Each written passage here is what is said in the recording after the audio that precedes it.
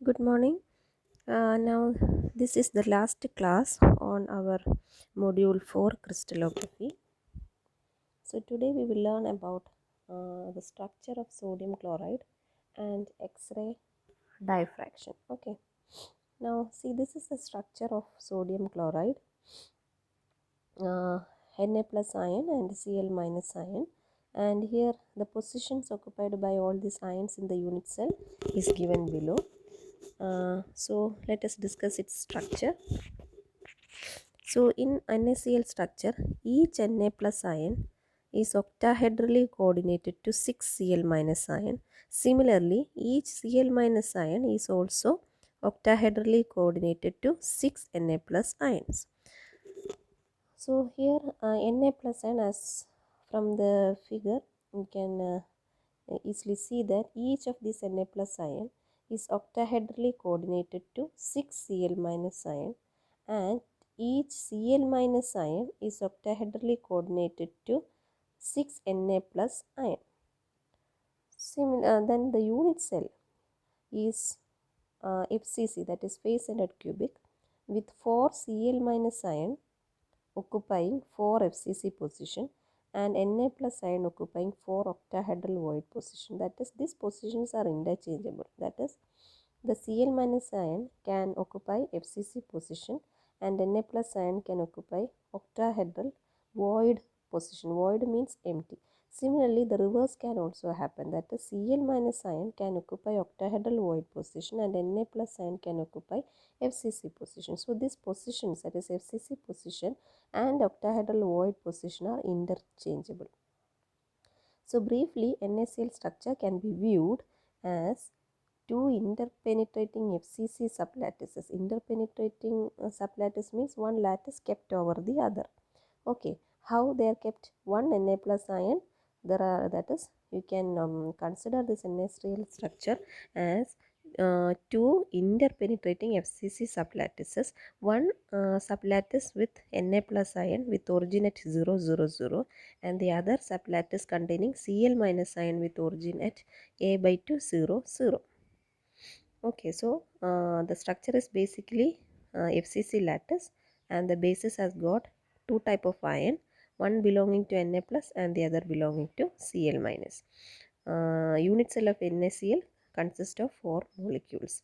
So if this figure, if it is difficult to draw, then you write just the position of ions in the unit cell. If possible, you can draw the figure, but this paragraph you have to write.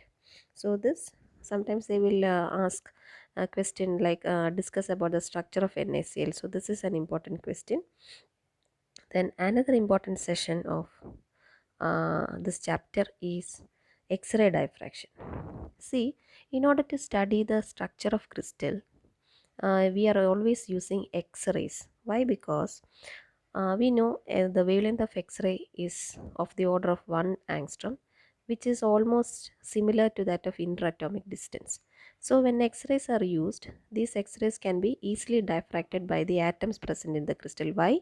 Wavelength of X-ray is comparable to interatomic distance. So once these X-rays are reflected, or when they are diffracted, from the intensity of these diffracted rays, we can understand, or we will get an estimate of how the structure of the crystal will look like.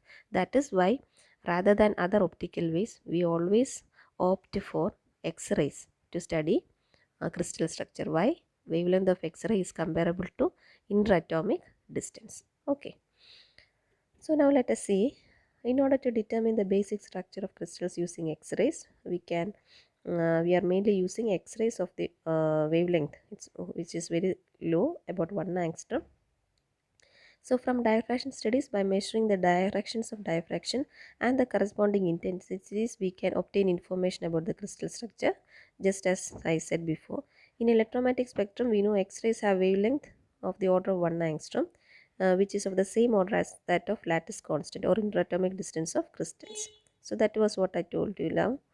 Then next, just look at this figure.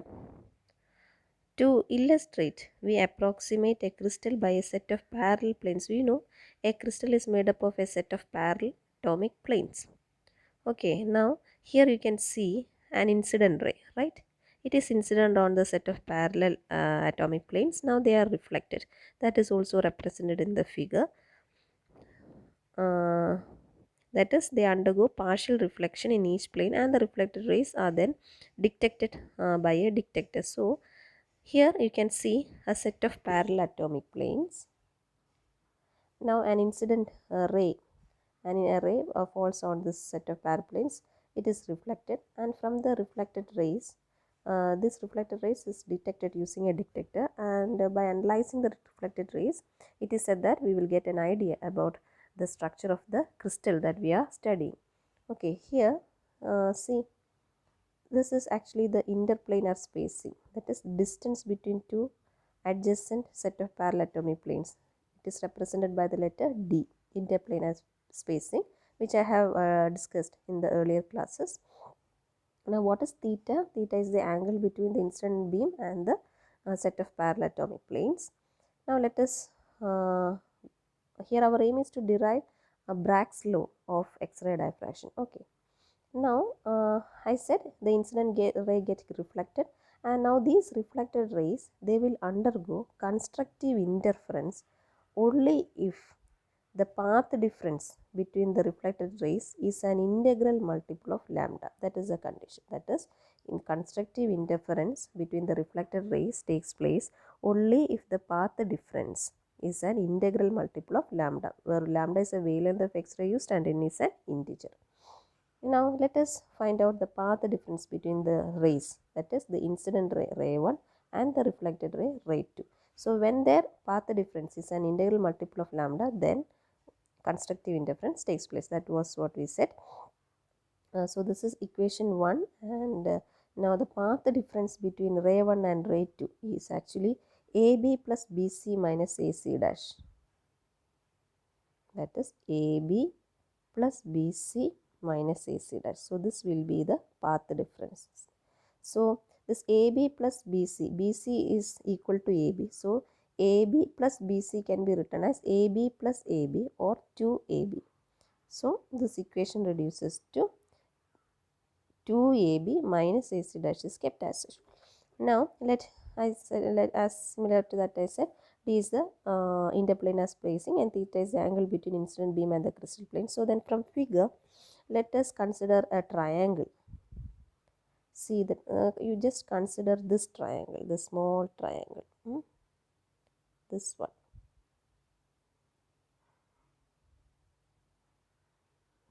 This triangle, you just consider this triangle. Okay, so theta is marked here. What is sine theta? Sine theta is opposite side by hypotenuse. That is, opposite side is this. It is actually D. Okay, so opposite side by hypotenuse is AB. So sine theta is equal to D by AB, or AB is equal to D by sine theta. See, that is what is written here. Now you consider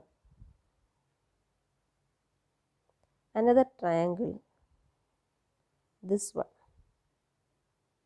What is cos theta? Cos theta is opposite side by adjacent side. That is, here theta is marked.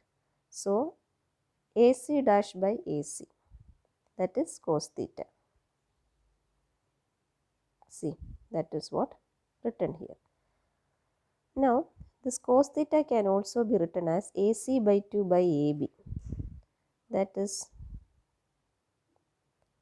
AC dash is actually AC is equal to this AB by 2. So that instead of that we write AB by 2 cos theta, that is AC by 2, then AB is kept as such. So this can be written in another form also, cos theta.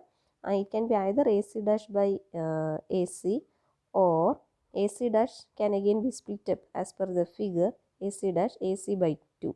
Okay, then AC is equal to is taken to be similar to that of AB. So you got sine theta, that is D by AB, then cos theta as AC by 2 by AB. So from that you can find, that is from these two equations you can find tan theta, that is sine theta by cos theta. So you will get the answer as 2D by AC. So substituting this value here, that is AC is equal to 2D by tan theta. So substitute that value of AC here. So AC dash will be AC, the substituted value, cos theta. So that is the equation. Now substituting equation 2, 3 and 5 in 1, we get the final condition. This condition is Bragg's law. That is n lambda equal to 2d sin theta, where d is the interplanar spacing, theta is the angle between incident beam and the atomic plane, n is an integer, lambda is the wavelength of X-ray used. So Bragg's law states that diffraction takes place only for those values of d, theta and lambda which satisfy Bragg's law. So that is written here. The angles determined by the law for a given d and lambda are the only angles at which reflection takes place. At other angles, destructive interference occurs between the rays, so incident beam will pass through the crystal undisturbed. So only if this Bragg's law is satisfied, that is n lambda equal to 2d sin theta, then only constructive interference takes place, or then only reflection takes place. Okay. Now reflection corresponding to n equal to 1, 2, 3 are called or it is referred to as first order, second order, third order reflections. When order of reflection increases, it's natural that reflected intensity decreases. Now, the basic idea behind crystal structure analysis using Bragg's law is that once you know the wavelength of X-ray, that is lambda, and the theta for the particular experimental setup, we can easily calculate the value of interplanar spacing d. Once you know d, then you can understand about the crystal structure. How? Once d is known, you can calculate the lattice constants or lattice parameters like ABC, like C, for a cubic crystal, you know what is interplanar spacing d, A by root of S square plus K square plus L square. So once d is known, you can calculate all these values and you can understand to which crystal structure your crystal belongs to. Okay. So but the only condition is that the wavelength of the ray that you are using should be less than 2D. For X-ray, the wavelength is, it is 1 angstrom, which is very small or which is of the order of interatomic distance. So for X-ray, this lambda is less than 2D, it satisfies the condition, and that's why you are using X-rays to determine this crystal structure. Whereas this is not the case with other optical waves, that's why they are not used for crystal structure analysis. So with this we have come to the end of this chapter, module 4, crystallography. So along with this I will be uploading a few problems and questions just for your reference. Okay, thank you.